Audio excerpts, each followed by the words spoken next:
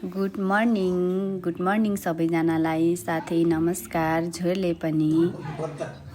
र आज 2083 सालको सम्पूर्ण दाजुभाइ तथा दिदीबहिनी, आमा बुवाहरूमा ह्याप्पी न्यू इयर, नयाँ वर्षको धेरै धेरै शुभकामना। र आज चाहिँ मैले नयाँ वर्षको दिन बिहानै बाट चाहिँ भिडियो गर्न सुरु गरेँ। र आजको हाम्रो सुरुवात चाहिँ नुहाई धुवाई भयो। अनि त्यसपछि बाख्रा छ हाम्रो, बाख्रालाई पनि घाँस काटेर खुवाएर अनि त्यसपछि हामीहरू चाहिँ तिनजना बसेर कफी खाँदै गफ गर्दै छौँ र कफी खाँदै मेरो आफ्नो भ्लग पनि टिभीमा हेर्दै गफ गर्दै सुरुवात गऱ्यौँ। र आज र मेरो परदेशमा हुने मेरो दादा भाउजूलाई पनि नयाँ वर्षको धेरै धेरै शुभकामना। र मेरो बहिनी नेपालमै छ, नेपाली परदेशीलाई पनि धेरै धेरै शुभकामना। नानी धेरै धेरै सम्झेको छु सबैजनाले, हाम्रो घर परिवार सबैजनाले, मम्मी बाबा मैले धेरै धेरै सम्झेको छु मेरो परिवारलाई। सायद लाग्छ एक दिन हामी सबैजना नयाँ वर्ष सँगै बसेर मनाउने छौँ। र आज हाम्रो चाहिँ दिनको सुरुवात नयाँ वर्ष 2083 सालको चाहिँ सुरुवात यस प्रकार भएको छ। मेरो मम्मी बाबाको गफ सुन्नुहोस् है, इन्जोय गर्नुहोस्। हामीहरूको परिवारमा चाहिँ घरमा हामी बस्दाखेरि सबैजना यस्तो खालको गफ हुन्छ कि इन्जोय तरिकाको। अनि के भन्छ सुन्नुहोस् र तपाईँहरूको दिन राम्रो होस्, शुभ रहोस्। 2082 साल जस्तो जे भए पनि 2083 साल चाहिँ राम्रो होस् सबैजनालाई। Have a good day.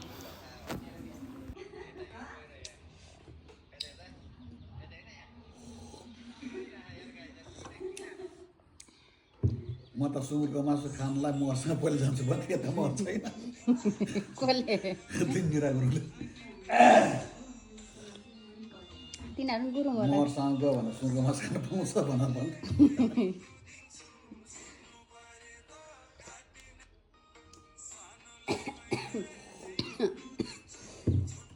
कस्तो सर्यो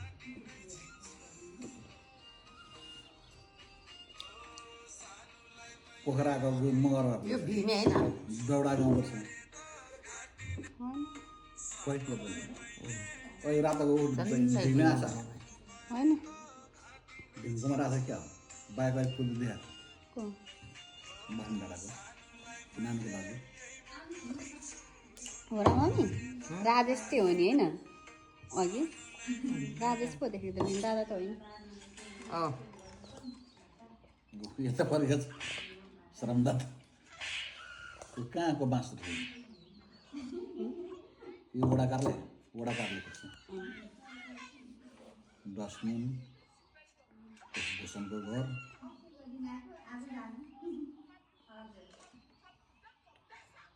वडाकारले पेटी नामले हिँडेछ, त्यो पनि खिच्न दिएछ। ओह हाम्रो सागबाली स्कुल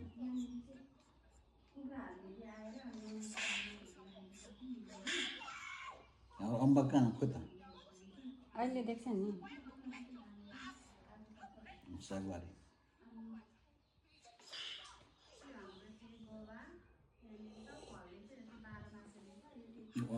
अम्मा पनि भाइर लम्बा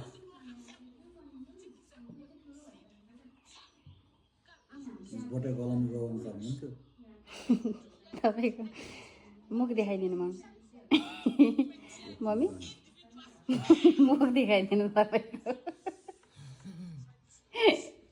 चस्मा उहाँ छ कति मजाले टिपी त चस्मा किन्छ यो त्यहाँ नानीले त अहिले त लास्टमा हेर्नु नि, अहिले लास्टमा हेर्नु न, त्यसको हात चाहिँ पुग्दैन रहेछ। अनि मम्मीको हातले उयो गर्छ हेर्दै अहिले।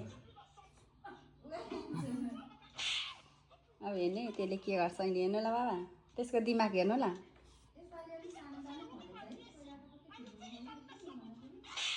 त्यहाँ नाच्न त यसो गर्दा त्यहाँ नि अब हेर्ने पुगेन आमा।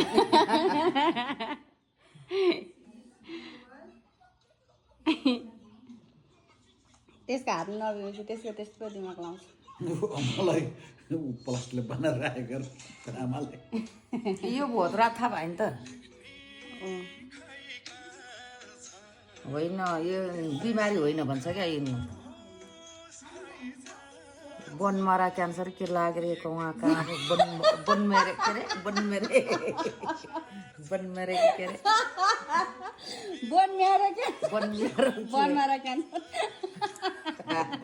बनमेरो क्यान्सर कि बनमरा क्यान्सर हिजो पानीको गाटारबाट आएको थियो सिपात दिउँला भनेर छ अनि पस्दिन त आमा हाम्रो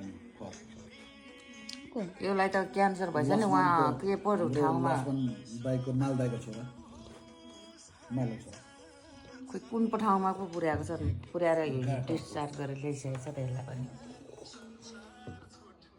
केपी ओलीको किडनी सफल भएको छ निकालेको छ जेलमा भरेर पनि त्यसको के जेल पऱ्यो भने के गर नेल के अरे त्यो एक्लै हो एक्लै बिर खायो के जाट जेल पनि एक्लै कोही रुला भन्ने छैन ऊ खानालाई ठिक पार्यो पढाइ निक्लिसक्यो फुइयाको जेल अब अरू जेल गर्दा सरकार उपचार पाएको व्यक्ति उपचार त बस्यो कसले जित्यो त मम्मीले जित्यो कि बाबाले जित्यो भर्खरै पढाइ निक्लिसक्यो उखान गऱ्यो उसको केही ऊ नै गर्नु सकेन खै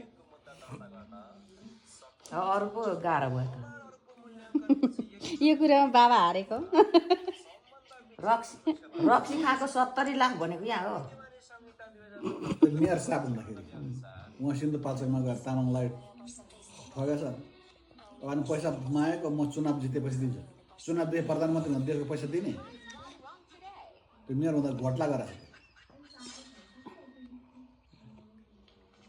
तब हर्केलले जेन्जीलाई बाहिर लानु लगाएर कामै गर्नुपर्छ भनेर माग राख्छ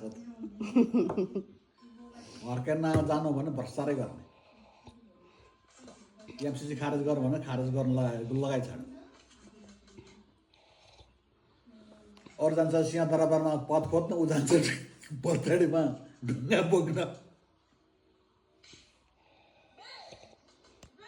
के भन्नुहुन्छ अर्काको समर्थकलाई के विभागको समर्थकले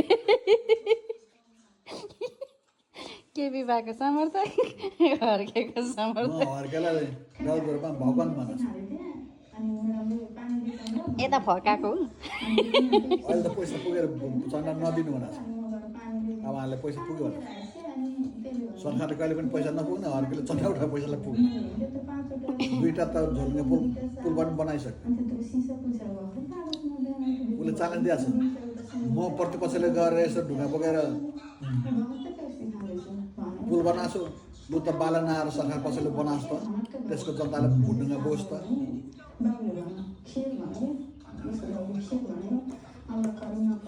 त्यसो भने भन्दै आजको हाम्रो मर्निङ बस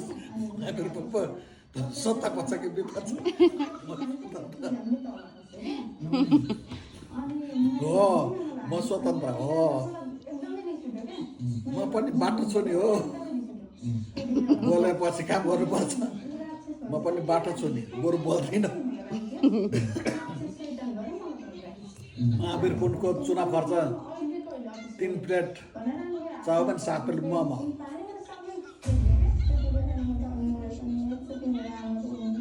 त्यस्तो भन्दै आज हाम्रो बिहानीको बहस यहीँ खत्तम हुन्छ भन्दै हाम्रो ब्लगलाई इन्ड गर्दछौँ र हाम्रो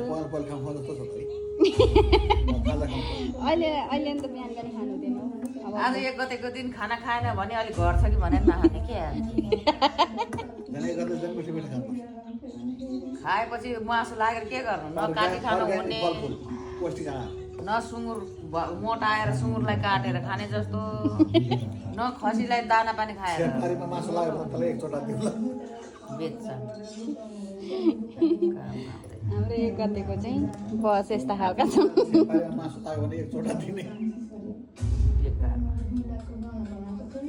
यहाँ कोमेले हालेछ नयाँ वर्ष शुभकामना भन्दै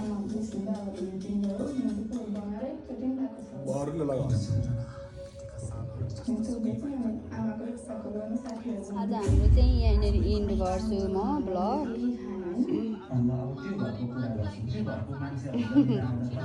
Have a good day सबैजनालाई